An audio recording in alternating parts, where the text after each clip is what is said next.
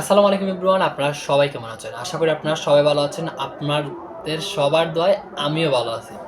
So অনেকে একটা প্রশ্ন করতেছেন বা অনেকে যারা নতুন ট্রেনিং সেন্টারে যাবেন তাদের মনে একটা কৌতূহল জাগতেছে যে ট্রেনিং সেন্টারে গেলেই কি আমাদের বেতন দেওয়া শুরু করবে নাকি না কিভাবে আমাদের বেতন দিবে বা ট্রেনিং সেন্টারে আমরা কত টাকা পাবো?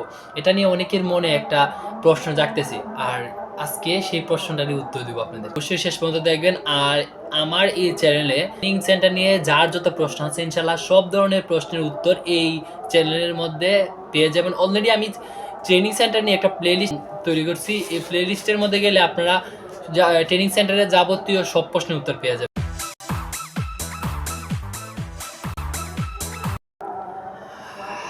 দেখেন, প্রথমে বলে রাখি যে ট্রেনিং সেন্টারে কোনো ধরনের বেতন দেওয়া হয় না।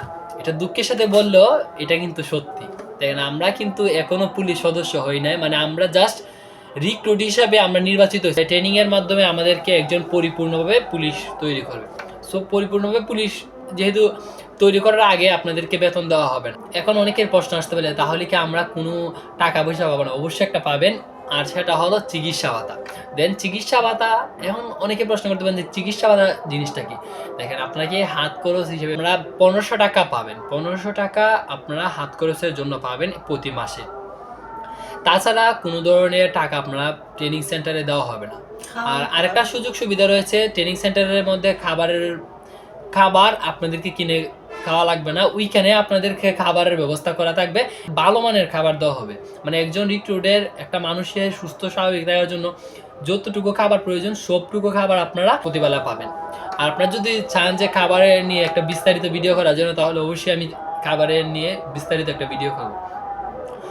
তো আরেকটা কথা বলে রাখি যে তাহলে আমরা বেতন কখন পাবো? দেখেন, আপনারা যখন ইউনিটে যোগ দিবেন, মানে আপনারা ট্রেনিং শেষ করার ইউনিটে জয়েন দেওয়ার পরে আপনাদের যত মাস বেতন দিবে না তত মাস কিন্তু যখন বেতনটা দিবে তখন একসাথে দিয়ে দিবে।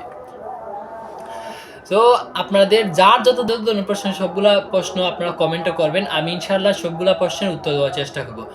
আসসালামু আলাইকুম, সবাই ভালো থাকবেন।